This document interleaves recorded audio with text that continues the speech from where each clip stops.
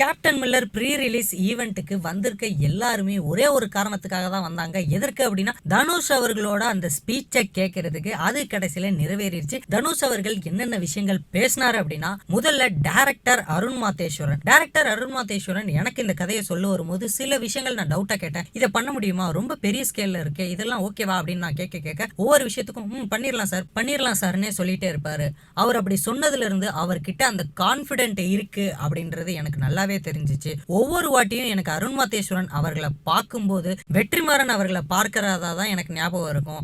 ஏன் அப்படின்னா ரெண்டு பேத்துக்கிட்டையும் அதே கான்பிடென்ட், அதே ஃபயர் இருந்துட்டே இருக்கும். கேப்டன் மில்லர் அப்படின்னு சொன்னாலே எனக்கு ஃபர்ஸ்ட் ஞாபகத்துக்கு வருது அந்த உழைப்பு தான். அந்த உழைப்பு அருண் மாதேஸ்வரன் அவர்களோட உழைப்புல இருந்து 50% கூட நான் பண்ணல, அந்த அளவுக்கு ஒரு அசுர உழைப்பை இந்த கேப்டன் மில்லர் படத்துல வச்சிருக்காரு அப்படின்ற மாதிரி சொல்லியிருந்தாரு. என்னோட கரியர்ல நான் நிறைய டெபியூ டைரக்டர்ஸ் கூட ஒர்க் பண்ணியிருக்கேன். சுப்பிரமணியம் சிவாவா இருக்கட்டும், பூபதி பாண்டியனா இருக்கட்டும், வெற்றிமாறன் அவர்களா இருக்கட்டும், இந்த மாதிரி நிறைய டெபியூ டைரக்டர்ஸ் கூட ஒர்க் பண்ணிட்டு இருந்திருக்கேன். அவங்கள்ட்ட பார்த்த அதே ஃபயரை நான் அருண் மாதேஸ்வரன் அவர்கள்ட்டையும் நான் பார்க்கறேன் அப்படின்ற மாதிரியும் அவர் சொல்லியிருந்தாரு. தென் அருண் மாதேஸ்வரன் அவர்களுக்கு ஒரு சின்ன மெசேஜ் சொன்னாரு. என்ன அப்படின்னா, அருண் மாதேஸ்வரன் நீங்க உங்க டைம், அதாவது உங்களுக்கான அந்த டைம் நல்லா இருந்துச்சு அப்படின்னா உங்க உழைப்பு அடுத்தடுத்து உயர்த்திக்கிட்டே போய் நிறைய வெற்றிகளை கொடுத்தீங்க அப்படின்னா உங்களுக்கு மிகப்பெரிய இடம் இங்க காத்துக்கிட்டு இருக்கு. உங்களோட தலையும் உங்களோட தோளோட ஒட்டி இருந்ததுன்னா, அதாவது தலைகணம் ஏறாம இருந்ததுன்னா உங்களுக்கு மிகப்பெரிய வரவேற்பு இங்க தமிழ் சினிமால காத்துக்கிட்டு இருக்கு அப்படின்ற மாதிரியும் சொல்லியிருந்தாரு. அடுத்தது ஜிவி பிரகாஷ் அவர்கள், பொல்லாதவன் டைம்ல இந்த படத்துக்கு யார் மியூசிக் டைரக்டரா போடலாம் அப்படின்ற மாதிரி நானும் வெற்றிமாறன் அவர்களும் தேடிக்கிட்டு இருக்கப்ப ஒரு மிகப்பெரிய மியூசிக் டைரக்டர்கிட்ட போனோம்.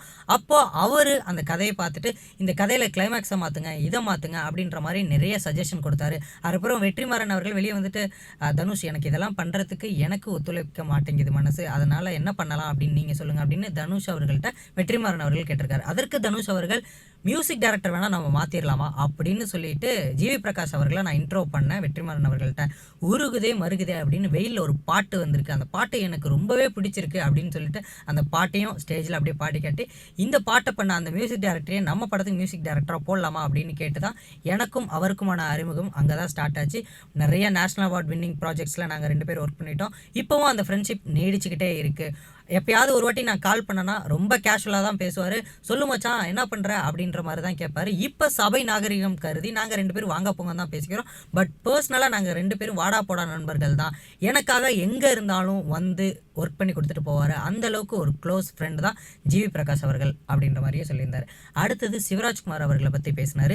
சிவராஜ்குமார் சார், எங்கே பார்த்தாலும் நீங்கள் என்னைய ஃபேன்னு சொல்லிக்கிட்டு இருக்கீங்க, அதாவது தனுஷ் அவர்களோட ஃபேன் நான் அப்படின்ற மாதிரி நீங்கள் என்னைய ரொம்பவே பெருமைப்படுத்திட்டே இருக்கீங்க. அதெல்லாம் பார்க்கும்போது நாம் எங்கேயோ சரியாக தான் நம்ம ஒர்க் பண்ணிட்டு வந்துக்கிட்டு இருக்கோம், அதனால் நம்ம கரெக்டான ரூட்டில் போய்கிட்டு இருக்கோம் அப்படிங்கிற ஒரு என்கரேஜ்மெண்ட்டுக்கு நீங்கள் சொல்கிற அந்த வார்த்தைகள் எனக்கு ரொம்பவே ஹெல்ப்ஃபுல்லாக இருக்குது சார். உங்களோட அந்த அன்புக்கும் பண்புக்கும் நான் என்றைக்குமே மிகப்பெரிய ஃபேன் அப்படின்ற மாதிரி சொல்லியிருந்தாரு.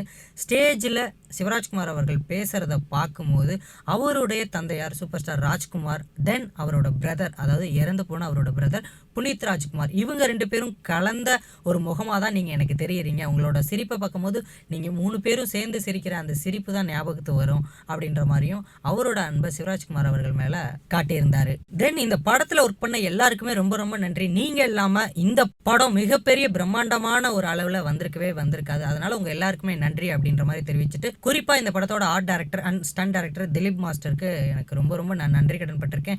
ஏன் அப்படின்னா இந்த படத்தோட அந்த கிளைமேக்ஸ் அந்த 30 மினிட்ஸை பார்க்கும்போது எனக்கு அப்பா அப்படின்ற மாதிரி ரொம்பவே ஆச்சரியமா இருந்தது. அதே ஃபீல் ஆடியன்ஸுக்கும் வரும்னு நான் நம்புறேன். அதற்காக தான் நான் வெயிட் பண்ணிக்கிட்டும் இருக்கேன் அப்படின்ற மாதிரி அவர் சொல்லியிருந்தார். இதை தொடர்ந்து ஆங்கர் அவர்கள் தனுஷ் அவர்கள்ட்ட சில கேள்விகள் கேட்டிருக்காங்க. அதற்கு கியூட்டா தனுஷ் அவர்களும் சில பதில்கள் எல்லாம் சொல்லியிருக்காங்க. அதுல முதல்ல என்ன சொல்லியிருக்காங்க அப்படின்னா, நீங்க இப்போ இருக்க இந்த சோசியல் மீடியா பத்தி என்ன நினைக்கிறீங்க அப்படின்னு கேட்டதுக்கு, காலத்திருடன் உங்களோட அந்த ப்ரீஷியஸான டைம் எல்லாத்தையும் அந்த சோசியல் மீடியா தேடிக்கிட்டு இருக்கு, திரும்ப எனக்கு 90ஸ்க்கே போயிடலாம் போல இருக்குப்பா, அந்த மாதிரி தான் இப்ப இருக்க காலகட்டமே இருக்கு அப்படின்ற மாதிரி அவர் அந்த பதிலே தெரிவிச்சிருந்தாரு.